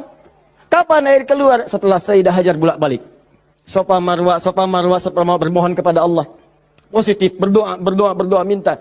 Ketika kemudian bagian yang terakhir ketujuh itu berada kemudian di Marwah, tiba-tiba mendengar satu percikan air keluar. Kapan air keluar? Karena jejak kaki Ismail yang menendang kemudian ke arah pasir itu, malaikat mengepakkan sayapnya. Keluarlah. Kata ibunya, zam. Zam itu artinya kumpul jangan berhenti. Kumpul jangan berhenti. Kumpul jangan berhenti. Kalau kumpul saja mungkin berhenti, ijma. Tahadda. Ini zam. Kumpul jangan berhenti. Kumpul jangan berhenti. Sampai sekarang air itu selalu berkumpul, tidak pernah berhenti. Dikenallah dengan air zam-zam. Orang kebanyakan cuma minum zam-zamnya, tapi tidak pernah mendalami kisahnya. Di situ ada bakti orang tua, di situ ada sayang kepada ibu, di situ ada cinta kepada orang tua, dan sangat luar biasa. Poin ketiga, kadang-kadang meminta sesuatu yang A diberikan B oleh Allah. Karena boleh jadi, maaf yang dimintakan itu tidak ada maslahat untuk kita. Dalilnya Quran surah kedua ayat 216, paling kiri sebelah atas. Kutiba alaikumul qitalu wa huwa kurhul lakum. Diwajibkan bagi kalian berjihad, berperang dalam konteks perang, medan perang. Tapi ada juga konteks umum dengan rumus tafsir al-ibratu bi umumil lafzi la bi khususis sababi. Kalau ada lafaz dalam Al-Qur'an jangan dikhususkan pada sebabnya, sepanjang konteksnya umum. Perang terbesar, perang melawan perasaan kita. Perang melawan hawa nafsu. Perang melawan negative thinking, kadang-kadang negatif kepada Allah. Kenapa saya ya Allah? Kenapa ini enggak berakhir ya Allah? Kata Allah, hei, asa an takrahu syai'an fahuwa khairul lakum. Boleh jadi kamu nggak suka, tapi ini yang terbaik buat kamu. Kamu kan nggak tahu kapan wafat. Bukankah kalau saya belum kabulkan, kamu rajin tahajud? Kamu rajin puasa? Kamu rajin baca Al-Quran? Kamu kemana aja selama ini? Mau wafat masih sibuk dunia. Saya pengen yang terbaik untukmu sampai pulang ke akhirat. Dipaksa untuk mendapatkan itu. Kadang-kadang kamu pengen yang ini dunia, ini nggak bagus. Kamu pengen direktur, kamu maksiat banyak nanti di sana. Cukup level manager saja. Wa asa an tuhibbu syai'an fa huwa syarrul lakum. Kadang-kadang yang ideal yang dipengenkan itu nggak bagus kata Allah. Kenapa? Wallahu ya'lamu wa antum la ta'lamun. Karena Allah tahu masa depan engkau tidak. Anda punya anak 5 tahun sakit, dia kata dokter jangan makan apel. Jeruk boleh nggak dok? Boleh. Maka anak itu merengek, mama, pengen apel, pengen apel. Kata mama jangan, nak gak bagus. Apel, dibelikanlah jeruk. Ini kan jeruk mama, bukan nak, ini jeruk rasa apel. Paham? Nah, jadi ini yang pertama, sifat doa itu kalau diminta pasti dikabulkan. Tapi ada segelintir orang yang ketika memohon, ternyata tidak mendapatkan bagian itu. Apa persoalannya? Perhatikan, hadisnya sahih. Sampai Al-Imam An-Nawawi mencantumkan ini dalam salah satu hadis di Al-Arba'innya. Thumma dzakara rajula. Awas, hati-hati. Yutilus safara. Thumma dzakara rajula yutilus safara asy'atha aghbara. Lalu Nabi mengisahkan tentang seorang lelaki yang menempuh perjalanan panjang sampai tampilannya penuh debu. Ya, bahasa Inggrisnya kurang lebih the kill of the kumel. Ya. Jadi udah banyak debu lah ya dalam dirinya. Awas ya. Yamuddu yadaihi ilas sama, lalu mengangkat tangannya ke langit, mengangkat tangan. Nanti saya ajarkan fikih mengangkat tangan ya. Fa yaqulu ya Rab, dan dia berkata ya Rab, ya Rab. Fokus sebentar. Orang ini kisahnya itu punya permohonan yang sangat berat ingin disampaikan. Penting permohonannya. Sangat pengen dijawab. Lalu dia melihat cara doa cepat dikabulkan. Di antaranya ada 3. Ada 3. 1, doa dalam perjalanan. Perjalanannya perjalanan pada ketaatan, bukan maksiat. Awas hati-hati, bukan perjalanan maksiat. Dan bukan jalan-jalan biasa. Awas hati-hati.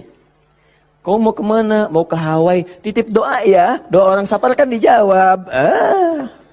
Tuh yang umrah, yang haji, gitu kan? Ya, itu yang dimintakan. Mohon, minta. Tapi kalau yang perjalanan maksiat tidak. Bro, mau ke mana? Las Vegas, titip doa ya. Itu belum dimohon dari tolak. Ya, belum dimohon. Jadi, 1 menempuh perjalanan panjang. 2, orang yang mengangkat tangan. Jadi usahakan nanti saat berdoa itu biarkan mengangkat tangan. Nanti ada fikihnya. Ada yang cuma 1 jari misalnya, ya, saat khutbah Jumat khatib ada. Ya, ada yang kemudian mengangkat tangannya, ada yang rendah, ada yang tinggi, ada yang posisi begini ada saat istisqa. Yang standar itu angkat kedua tangannya, ya, sejajar dengan dadanya di sini, sejajar. Sini ya. Dan nggak usah malu. Allah itu kan tidak akan malu untuk memberi. Justru Allah itu dalam hadis sahih, Allah akan merasa malu, di sini bahasa kiasan, majas maksudnya. Membiarkan seseorang yang mengangkat tangannya kemudian dalam keadaan hampa, artinya tidak menjawab doanya. Dia ada seorang bertanya kepada Rasulullah, ya Rasulullah, bagaimana seorang berdoa mengangkat tangannya? Kemudian Nabi mengatakan, bagaimana menurutmu kalau ada seseorang meminta kepadamu menengadahkan tangannya begini? Ustaz, tolong Ustaz. Di depannya langsung begini. Dua-duanya begini. Kata orang ini, saya malu kalau nggak ngasih. Saya malu kalau nggak ngasih. Maka kata Nabi, Allah lebih merasa malu. Karena Allah itu sifatnya lebih dalam dibandingkan dengan hamba. Rahmannya, Rahimnya, Pemberinya, Wahabnya. Kata Nabi, Allah lebih merasa malu ketika membiarkan seorang mengangkat tangan memohon dan meninggalkan dalam keadaan hampa. Ya, jadi Anda mengangkat, itu biasanya sejajar dengan dada di sini yang standar. Kalau saya biasanya mendekatkan seperti ini. Dan menggabungkan di antara jemari di garis-garis yang ada ini. Kan garis kita itu kan ada garis kan, kanan kiri. Ya, biasanya kalau saya mendekatkan begitu, kemudian menyatukan dan meluruskan, lalu bermohon kepada Allah. Ya, nanti ada lagi fikih yang lain, menghadap kiblat dalam keadaan berwudu ada. Tapi poinnya mengangkat tangan. Ya, standarnya mengangkat sejajar dada. Boleh seperti ini renggang, boleh. Mau dirapatkan seperti ini, boleh. Ya, saya memilih untuk yang merapatkan. Ya, silahkan, bebas. Yang penting di sini ada dalil mengangkat tangan boleh saat berdoa. Baik, 2. 3, memohon didahului dengan al-asma'ul husna. Memohon didahului dengan al-asma'ul husna. Masih ingat yang pertama tadi apa? Safar, perjalanan jauh. Kedua, mengangkat tangan. Ketiga, dibuka atau didahului dengan al-asma'ul husna. Ya, awas fokus. Dalilnya apa? Langsung dari Al-Quran dan sunnahnya. Di Al-Quran misalnya, Quran surah ke-17. Sudah? Dari ayat 110-nya. Ketika Allah sampaikan, Qulid Allah awid'ur Rahman ayyamma tad'u falahul asma'ul husna. Ada? Paling kanan, agak sedikit ke tengah. Qulid Allah. Hei, kalau kamu punya kebutuhan, panggil Allah. Panggil Allah. Bukan panggil dukun, bukan panggil paranormal, bukan panggil yang macam-macam. Panggil Allah, minta, karena Allah sudah janji. Allah sudah berjanji dalam kandungan kita di Quran surah ke-7 ayat 172. Wa idz akhadha rabbuka min bani adama min zuhurihim dzurriyyatahum wa ashhadahum ala anfusihim. Awas, alastu bi rabbikum? Qalu bala syahidna. Ketika Allah mengambil perjanjian pada setiap anak cucu Adam. Awas, hati-hati, sejak dalam masa kandungan. Ditafsir di Al-Arba'in, di hadis Nabi riwayat Abu Abdurrahman Abdullah bin Mas'ud radhiyallahu ta'ala anhu. Awas, nomor 4 posisinya di Al-Arba'in, paling kiri sebelah atas. Disampaikan, inna ahadakum yujma'u fi batni ummi, kata Nabi, 40 yawman nutfah, thumma yakunu 'alaqah, thumma yakunu mithla dhalika mudghah, thumma yursalu ilaihi al-malak. Awas, fayanfukhu fihi ar-ruh wa yaktubu bi arba'in, yu'maru bi katbi 40. Ya, bi katbi rizqihi wa ajalihi as'idun huwa am syaqiyyun. Awas, hati-hati, dalam usia 4 bulan ditiupkan nafasnya. Awas, masuk ruhnya, ditiupkan ruh, bernafas dia, ditetapkanlah 4 hal, terjadilah perjanjian pada saat itu. Perjanjian pertama, alastu bi rabbikum, apakah engkau berikrar mau menjadikan aku sebagai Rabb? Siap? Apa? Kenapa menyebut Rabb? Padahal Allah bisa mengatakan begini, alastu ilahakum, alastu rahmanakum, tapi Allah mengatakan alastu bi rabbikum, bukankah aku Rabbmu? Rabb tidak disebutkan kecuali mengandung sifat rububiyah. Rububiyah itu perawatan, pengawasan, perhatian. Sifatnya yang paling pendek disebut dengan murabbi. Karena itu guru orang tua disebut murabbi. Karena orang tua memperhatikan, orang tua merawat. Kalau tanpa batas, perawatannya cepat, perhatiannya dalam, hilangkan kalimat mimnya, muncullah kalimat Rabbnya. Maka Allah disebut dengan Rabbun. Kalau kita meminta, Allah lebih cepat pemberiannya dibandingkan dengan hamba. Dan tidak ada batas. Rabbun, Rabbun, Rabbun. Makanya setiap kita minta, disebutkanlah kalimat Rabb itu.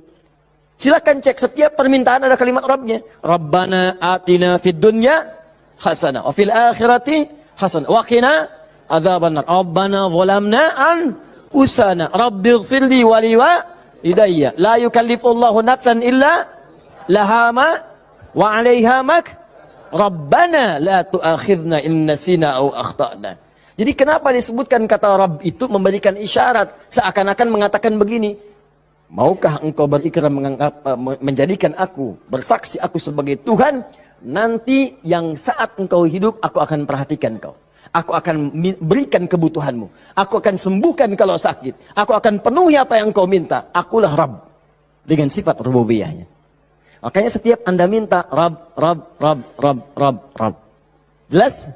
Saya kembalikan. Ketika Anda memohon kepada Allah, dahulukan dengan al-asmaul husna. Qulidullah, panggil Allah, minta. Kalau ada masalah minta, ya Allah, maaf ya, bukan bikin status. Bukan bikin status. Diuji dengan musibah yang dibikin status. Aku tidak menduga akan seperti ini.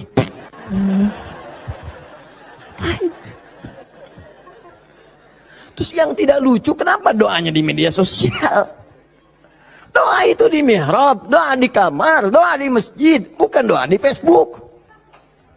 Ya, doa di Instagram, doa di Facebook. Aminkan ya, like. Apa yang mau dicari? Udah minta yang betul. Minta yang mohon dengan khusyuk. Mohon, Quran surah 7 ayat 205. Wadhkur rabbaka fi nafsika tadarruan wa khifatan wa dunal jahri minal qaul. Kalau butuh sesuatu, sebut nama Allah dalam jiwamu, bukan dalam media sosialmu, bukan di WhatsAppmu, bukan di Instagrammu. Online kan hatimu dengan Allah, minta dalam jiwamu dengan penuh ketundukan. Dengan penuh kepasrahan, dengan penuh harap. Mohon ya Allah, ya Rabb, minta. Sebut namanya bagaimana ya Allah. Atau yang kedua Ar-Rahman. Atau, nah ini rumusnya. Ayyamma tad'u, atau kapanpun kamu ingin panggil, minta sama Allah. Falahul asma'ul husna. Carilah nama-nama terbaik yang Allah miliki sesuai dengan kebutuhanmu. Jadi Allah itu telah memberikan nama bagi dirinya sesuai kebutuhan kita. Panggil dengan nama itu. Misal ya, maaf. Anda terkait rezeki nih, mau bekerja, pengen rezeki yang berkah. Panggil namanya ya Allah, sambungkan dengan nama Asmaul Husnanya. Ya Allah, ya Razzaq. Teman-teman yang kuliah di kampus, di sekolah, besok mau ujian atau mau masuk sekolah belajar pertama, supaya diberikan ilmu yang dalam. Ya Allah, ya Alim. Allahumma faqihni fid din wa 'allimni ta'wil. Ya Allah, ya Alim. Rabbi zidni ilma warzuqni fahma. Ya Allah, ya Alim. Punya ujian berat, ya Allah, ya Sabr. Diganggu di pekerjaan, di aktivitas, ya Allah, ya Malik, ya Jabbar. Minta. Dan jangan semua harus disebutkan. Nanti yang tidak dibutuhkan jadi muncul. Ya Allah, ya Rahman, ya Rahim, ya Malik, ya Kudus. Memang boleh, nggak apa-apa. Kalau untuk ibadah, bacakan tuh boleh. Tapi kalau untuk bermohon, saya sarankan cari yang sesuai kebutuhan. Kalau mau ibadah dengan menyebut nama saja boleh, silakan. Tujuannya apa? Zikrullah bidzikri asma'il husna. Zikir kepada Allah dengan menyebut al-asmaul husna boleh. Ya Allah, ya Rahman, ya Rahim, ya Malik, ya Kudus, sampai akhir. Saya dulu ujian pertama kali masuk jurusan akidah, begitu masuk pertama kali, soal ujian di akidah itu cuma 3. Tapi setiap akan menjawab 3 itu, selalu harus dituliskan al-asma'ul husna dari awal sampai akhir, dengan hadisnya plus tafsirnya. Baru boleh jawab soal. Betul. Itu ujian saya dulu begitu. 3 soal Anda bayangkan. Setiap soal al-asma'ul husna dulu. Tulis. Dengan dalilnya, hadisnya. Hadis itu dibagi 2. Hadis pokoknya, hadis klasifikasinya. Setelah itu tafsirnya, baru boleh jawab soal. Pertanyaannya mungkin gampang. Misalnya, berapakah rukun iman itu? Cuman sebelum dijawab, tulis dulu tadi itu.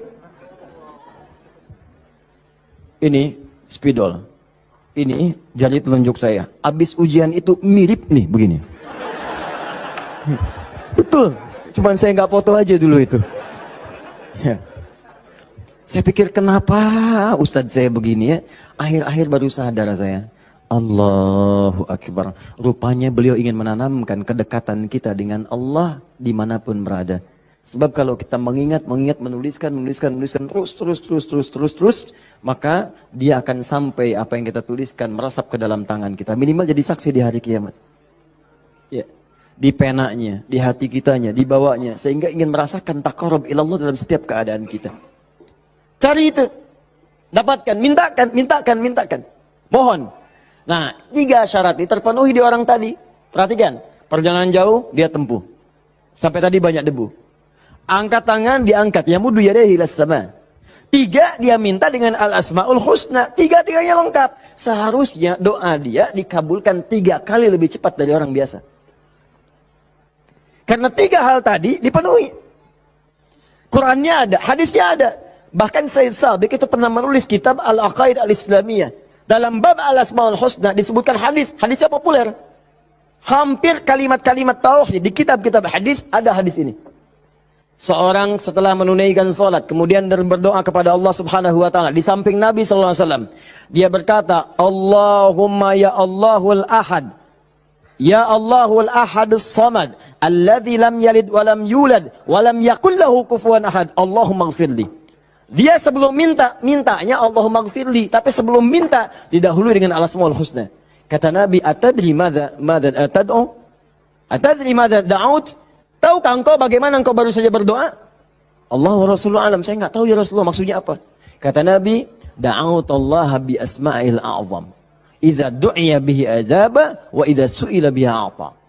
Engkau baru saja bermohon kepada Allah dengan menyebutkan nama-namanya yang paling dahsyat. Yang kalau engkau berdoa dengan mengawali nama-nama itu, maka semua doa akan dikabulkan, semua permintaan akan diberikan. Hadis selesai. Orang ini melakukan ketiganya. Tapi apa jawab Nabi? Allahu Akbar. Dia sudah menempuh perjalanan jauh, dia sudah mengangkat tangannya ke langit, dia menyebut ya Rab, ya Rab, ya Rab. Kata Nabi, anna yustajabu lidzalik. Bagaimana doamu bisa dijawab? Bahasa singkatnya, mustahil dijawab, mustahil dijawab. Mintalah kamu begitu sampai kiamat kurang 2 hari. Gak akan dijawab. Gak akan dijawab. Dia ada orang sudah mengerjakan 3 amalan dahsyat, tapi doanya gak dijawab. Kenapa dia? Allahu Akbar. Famat'amu haramun. Karena yang biasa dia makan haram. Mashrabu haramun, minumannya haram. Malbasu haramun, pakaiannya haram. Wa ghudhiya biharamin, dan sumber kehidupannya haram. Maka jadilah yang haram itu seperti sekat seperti ini. Nutuplah cawan doanya. Semakin banyak kumpul, jadilah sekatnya makin kuat begini. Jadi bukan Allah nggak ngabulkan, mau dikabulkan susah, mental terus tuh, mental. Karena masih tertutup dengan yang haram. Maka dari itu, kalau Anda banyak berdoa, padahal doa itu maslahat untuk Anda. Secara umum seharusnya dikabulkan secara umum. Tapi tiba-tiba kok aneh gitu, enggak lagi. Coba lihat, mungkin ada sekat dalam diri Anda. Mungkin ada maksiat, ada yang haram pernah dikerjakan. Buka dulu, buka cawannya. Keluarkan yang haramnya. Buka. Bagaimana membuka itu? Inilah yang tadi kita contohkan dengan ayat-ayat tadi. Tidak ada manusia yang sempurna. Yang sempurna makhluk diciptakan. Makhluk yang sempurna itu cuma malaikat. Tidak ada manusia yang sempurna. Sepanjang kita manusia pasti pernah berbuat salah. Tapi mungkin kesalahan itu menjadi penutup dari keinginan yang ingin kita mohonkan kepada Allah. Kenal Nabi Adam?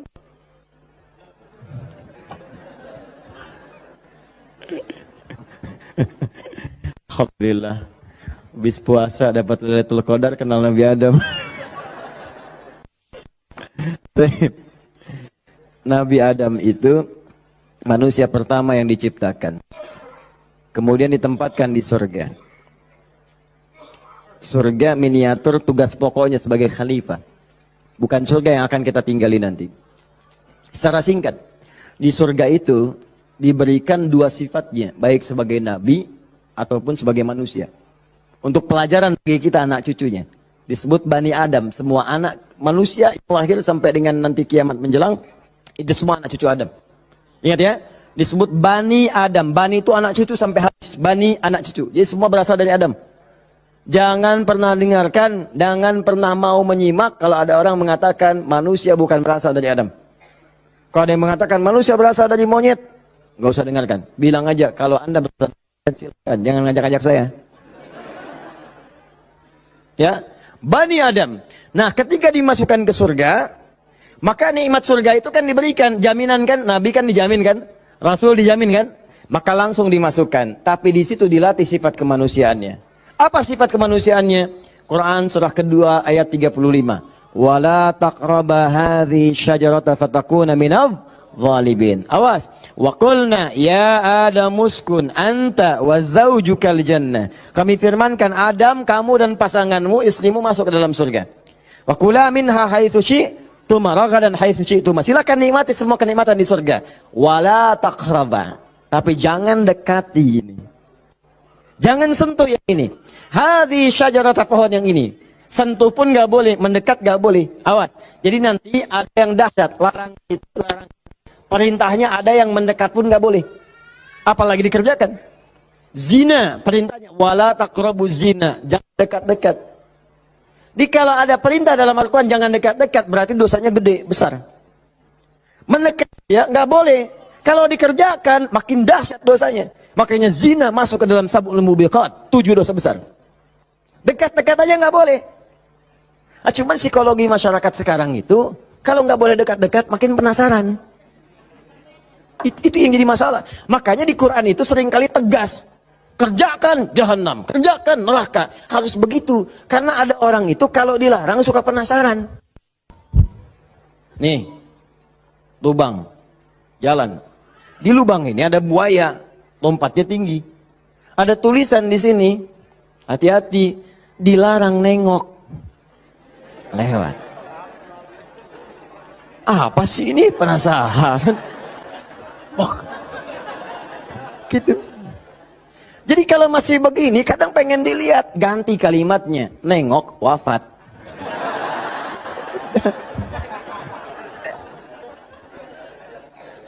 Selesai. Udah. Itu sederhana gitu. Ya, makanya banyak kalimat di Quran tuh begitu. Hati-hati.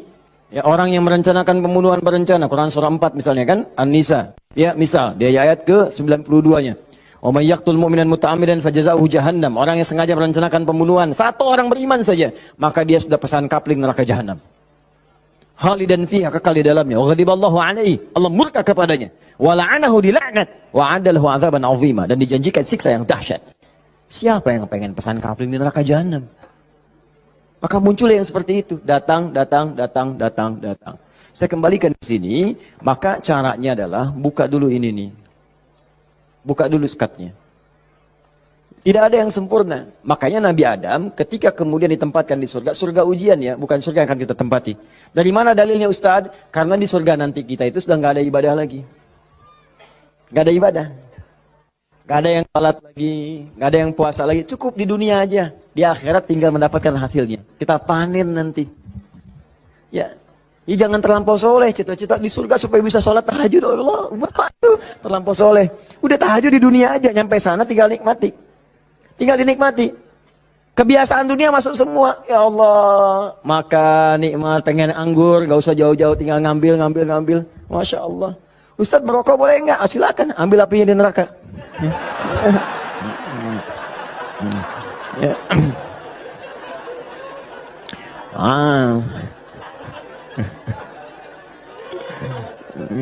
Dah. Jadi Allahu Akbar, Allah astagfirullah. Jadi teman-teman sekalian, ke situ kemudian turun ke bumi, jadi ujian. Digodalah oleh setan, waswasalahum syaitan, digoda oleh setan. Singkatnya ketika digoda itu, kemudian godaan itulah yang menjauhkan Nabi Adam dan pasangannya dengan Allah Subhanahu wa taala. Turunlah terpeleset turun ke bumi. Singkatnya jadi pelajaran itu. Perhatikan baik-baik. Ini yang mau saya sampaikan. Ketika Nabi Adam, padahal beliau nabi, sifat nabi itu maksum. Kenapa diperkenankan oleh Allah berbuat salah pada saat itu dengan sifat kemanusiaannya? Padahal beliau nabi. Awas, hati-hati. Ternyata bukan karena sifat kenabiannya, tapi sebagai contoh bagi anak cucunya yang bukan nabi, yang tidak punya sifat maksum. Jadi kalau nggak diberikan contoh begitu, tidak ada jalan bagi kita bagaimana cara mengembalikannya. Makanya dibuat kisah dalam Al-Quran itu, disampaikan, bukan dibuat kisah, kisahnya ada, disampaikan ke kita. Diberitakan. Ini dulu Adam dengan sifat kemanusiaannya salah. Padahal dia nabi, maksum, bisa dijaga oleh Allah. Kenapa diperkenankan salah? Untuk menunjukkan ibrah, pesan kepada kita, kalau salah, begini cara kembalinya. Maka ketika berbuat keliru itulah diturunkan kalimat pertamanya untuk mengangkat sekat ini. Jadi kalau nggak pernah diangkat, ini hubungan dengan Allah itu tersekat. Diangkat sekat ini, apa yang diturunkan pertama kali? Kalimat untuk mengembalikan kepada yang jernih. Asal jernih begini, ditutup begini, dikembalikan lagi. Sesuatu yang dikembalikan ke awal dengan cara yang baik disebut dengan tabayatubu. Sifatnya disebut dengan taubah. Awas.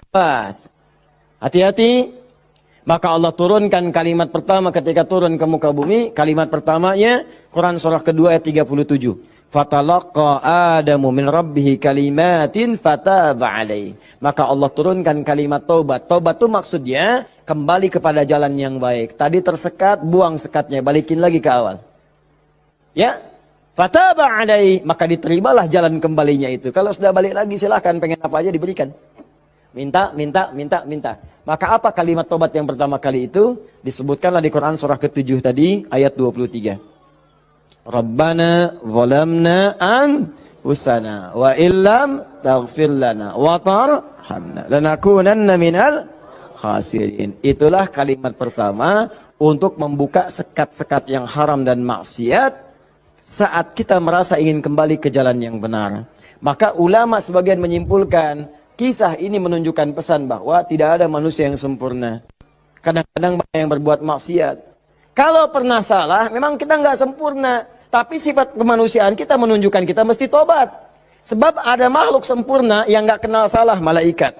Makhluk salah nggak kenal benar, jadi nggak kenal tobat, namanya setan. Ada makhluk tengah-tengah, kadang benar, kadang salah. Ketika salah dia kembali kepada yang benar, namanya manusia. Jadi bedanya manusia dengan malaikat, malaikat nggak pernah salah, manusia salah. Bedanya manusia dengan setan, setan salah nggak mau tobat, manusia salah pasti tobat. Jadi kalau ada manusia salah nggak mau tobat, patut ditanya ini manusia atau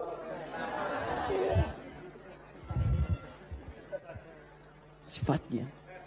Jadi kita mesti tanyakan, lihat di cermin. Kalau Anda pernah punya salah, pasang cermin yang besar, tanya, kamu ini manusia apa setan? Manusia. Setan. Manusia. Setan. Saya manusia. Saya mesti tobat. Kamu kalau nggak tobat sekarang, wafat kamu. Tuliskan. Nggak tobat, wafat. Tuliskan. Sujud Anda. Bangun malam, minta. Nangis, nangis, nangis, nangis, nangis, minta. Tobat. Kalimat itu. Makanya setelah kalimat itu dibacakan, baca, muncullah kemudian ayat 26, 27-nya itu. Ya bani Adama, la yaftinannakumu syaitanu kama akhraja abawaikum minal jannah. Hei anak cucu Adam, anak cucuku, disebut anak cucu. Jadi kisah tadi itu buat kita yang bukan nabi, bukan rasul. Jangan sampai kamu digagalkan oleh setan, digoda setan. Seperti dulu bapak ibumu, kakek nenekmu, dipelesetkan begitu. Kamu jangan sampai terjadi seperti itu lagi. Kalau kejadian, begini cara pulangnya. Makanya kalau ingin berdoa, pertama kali sebelum meminta, lulus ujian kah, lancar rezeki kah, damai di rumah tangga, buka dulu skatnya. Supaya apa yang kita minta mudah masuk semuanya. Jelas? Buka. Kalimat pertama standarnya, Rabbana zalamna anfusana wa illam taghfir wa tarhamna lanakunanna minal. Ini yang paling standar, dosa standar. Ya, dosa standar itu jangan dipahami harus dilakukan, tidak. Ya, kalau dikerjakan begini awal membuka sekatnya. Paham? Saya cepat. 2, agak naik level dosanya. Ini satu contoh dosa ini agak besar yang ini. Bahkan dosanya bisa lebih dahsyat kalau direncanakan, diniatkan. Misal, maaf ya, maaf. Saya pun mengagendakan nanti di tahun ini mudah-mudahan bisa Allah berikan kesempatannya. Saya pengen juga bisa safari ke pesantren-pesantren, ya, lembaga permasyarakatan, ya, Sukamiskin misalnya, kemana lagi, bisa lihat. Saya pengen sampaikan kepada mereka bahwa Anda nggak ada yang sempurna. Tidak ada yang sempurna. Semua orang pernah berbuat salah. Cuman kita bisa berubah. Dan banyak di masa lalu orang yang banyak salah. Ada pemabuk, pezina, pembunuh, dan mereka memilih tobat. Dan ternyata dijamin surga oleh Allah Subhanahu wa Ta'ala lewat lisan Nabi. Kenapa kita nggak bisa? Ini dosa yang pernah dilakukan dalam kasus pembunuhan.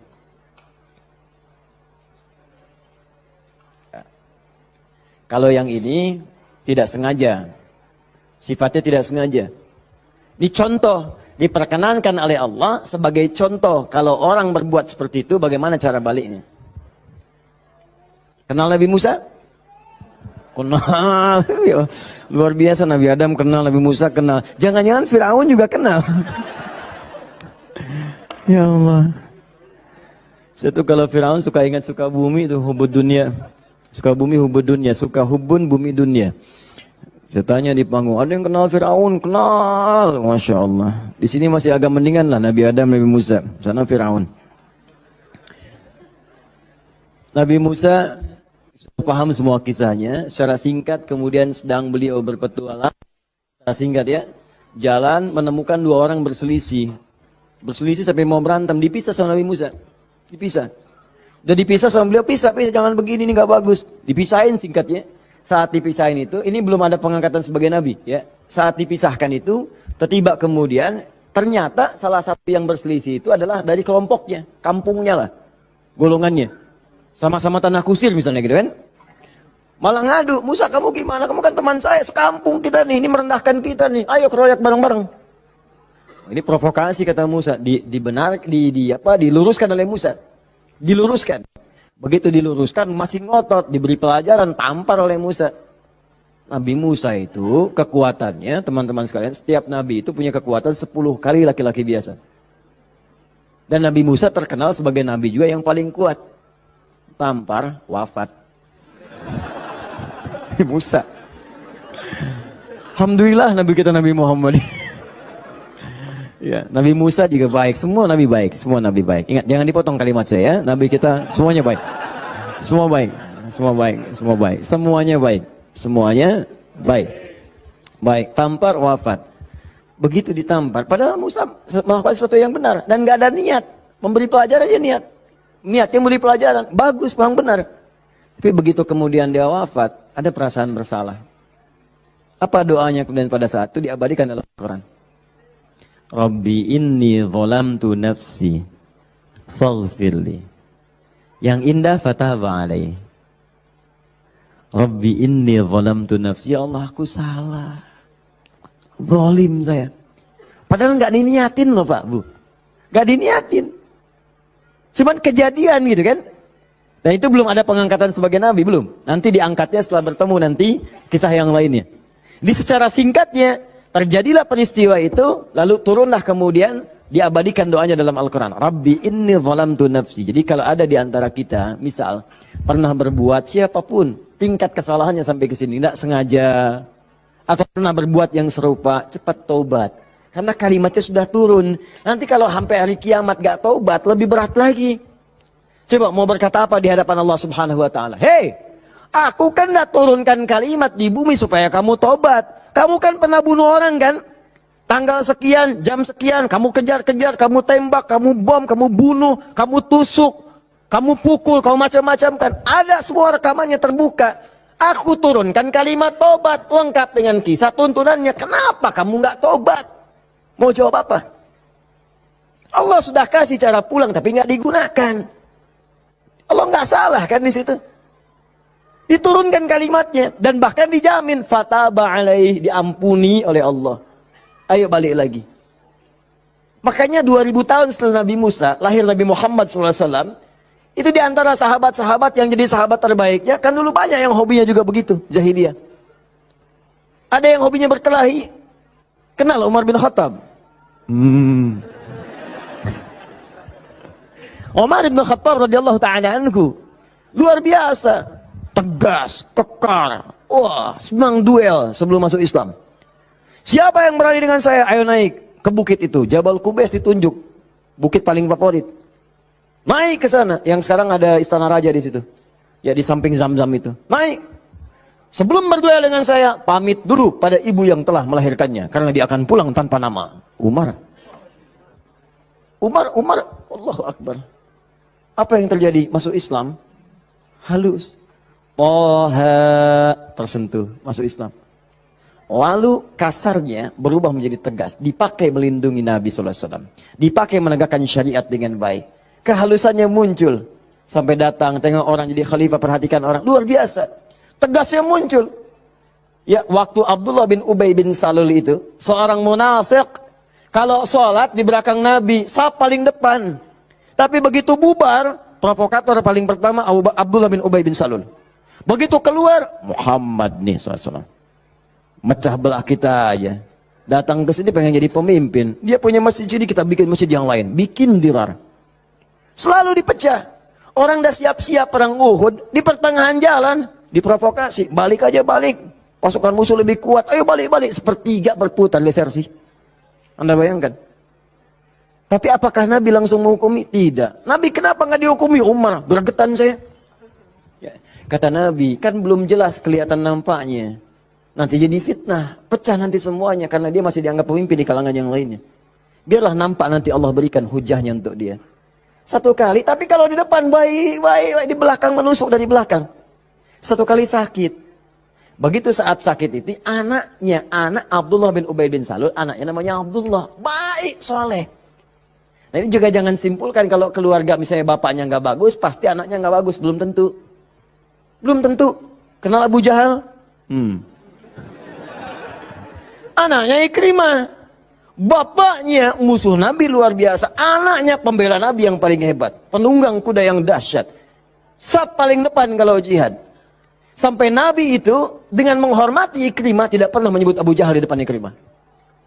Jangan singgung bapaknya. Jangan. supaya anak ini dalam ketenangan. Abdullah bin Ubay bin Salul, anaknya taat, namanya Abdullah juga. Sakit, bapaknya datang kepada Nabi. Ya Rasulullah, bapak sakit, kata Nabi, ya berikan ini. Kasih air, berangkat, pulang sana. Katakan dari Nabi. Datang, senang pulang. Ya abati, papa ini dari Nabi. Apa sih Muhammad? Lempar, habis. Sampai sekarat, disampaikan, datanglah Nabi ke rumahnya. Tapi nanti saat turun surat Taubah itu untuk dilarang menyolatkan. Begitu datang ke tempatnya, apa yang dikatakan? Manjanya luar biasa. Ya Rasulullah, itu di depan Abu Bakar, ada Umar dan yang lain-lain. Ya Rasulullah, biarkan aku wafat dengan mengenakan jubah terluarmu. Apa kata Umar? Ya Rasulullah, izinkan aku memenggal kepalanya. Itu cuman jubah aja kok, pakai. Dia meninggal. Itu Abdullah bin Ubay bin Salul. Hidupnya begitu meresahkan, wafatnya begitu kolokan. Ya. Tapi habis. Jadi yang pertama itu, coba, udahlah, banyak yang tobat. Umar jadi bagus. Tukang begal, Jundub bin Junadah. Wah, sekampung begal tobat. Jadi dai, sekampung jadi soleh semua. Saking dahsyatnya, kampung itu dikenal di kemudian hari. Namanya Ghifar. Sampai dikenal dengan Abu Dzar al-Ghifari. Sampai Al-Imam An-Nawawi mengutip hadisnya di Al-Arba'in itu nomor hadis 18. Ya, Jundub bin Junadah. An Mu'adz bin Jabal wa Jundub bin Junadah radhiyallahu taala anhuma qala Rasulullah sallallahu alaihi wasallam, ya, ittaqillaha haitsu ma kunta wa atfiz sayyatil hasanata tamhuha. Ainal hadis? Mana hadis? Mana Qur'annya? Apa yang antum kerjakan tiap hari? Ngitung lagi. Mana bekal antum tuh pulang? Minimal sehari satu hadis. Ambil, walaupun enggak hafal hadis kan enggak mesti hafal, baca hadisnya, lihat terjemahannya, amalkan isinya. Buka konsepnya. 57 hadis kitab iman, tiap hari baca satu. Antum pebisnis, keluarkan hadis-hadis bisnis, tiap hari satu. Kalau Al-Quran hafalkan, satu hari satu ayat, tak apa-apa. Pulang punya hujah di hadapan Allah. Ini tiap hari ngitung-ngitung dunia. Wafat tinggal semua. Apa yang mau antum ambil? Berharap surga lagi. Takwalah kepada Allah. Mulai yang baik. Jundub bin Junadah taubat, dikenal dengan Abu Dzar al-Ghifari. Puncaknya, mungkin ada orang pernah juga lebih daripada ini. Dia berzina, dia mabuk, dia macam-macam. Pokoknya mengoleksi dosa lah. Ya, orang ngoleksi mobil, orang ngoleksi musab, dia ngoleksi dosa. Jadi kalau nggak berdosa itu nggak enak. Kamu ngapain aja, si fulan sudah begini. Oh, masa besok saya lakukan yang lebih daripada itu. Jadi ngoleksi dosa, tumpuk dia. Yang begini pun itu masih diberikan kesempatan Allah dengan oleh Allah diturunkan satu kalimat yang kalau dikerjakan, diamalkan isinya, diterima taubatnya. Turunlah Quran surah 39 ayat 53 tadi. Qul ya ibadiyalladzina asrafu ala anfusihim la taqnatu min rahmatillah. Muhammad katakan pada hamba-hambaku yang dosanya sudah israf. Israf itu melebihi dasar cukup. Lebih. Mubazir. Banyak. Datang ke pernikahan, ada prasmanan, orang sekali dia 10 kali. Israf. Balik. Israf. Ini ada israf dalam dosa. Itu pun kalau mau taubat kata Allah, la taqnatu min rahmatillah. Dari rahmat Allah. Inna Allah yaghfirudz dzunuba, Allah ya Rahman, Allah ya Rahim. Allah akan mengampuni semua jenis dosa sepanjang kau mau taubat. Di kadang-kadang Allahnya sudah pengen ngampunin, manusia yang nggak pengen. Fir'aun kan gitu, kurang apa lagi diutus 2 nabi langsung. Musa dengan Harun, idhaba ila fir'auna innahu tagha. Quran surah 20 ayat 43 sampai 44. Musa Harun pergilah ke Fir'aun, dia sudah mulai menyimpang. Faqula lahu qawlan layyina la'allahu yatadzakkaru wa yakhsha. Katakan kepadanya dengan lembut, mungkin dengan kelembutan itu dia sadar dan mau bertobat. Enggak mau. Musa, gua kan Tuhan yang gede, ana rabbukul a'la. Marah, nantang, mau bunuh dan sebagainya. Sudah, selesailah dia tenggelam di lautan. Ya, jadi mumi. Teman-teman, ini jadi gambarannya, buka dulu skatnya. Kalau dibuka, ini yang terakhir, kalau dibuka begini, ternyata bukan cuma skatnya, dalamnya kotor. Kotor. Kalau ini kan masih bersih, diminum juga bisa. Masa sih Ustadz? Betul, contoh, bismillah.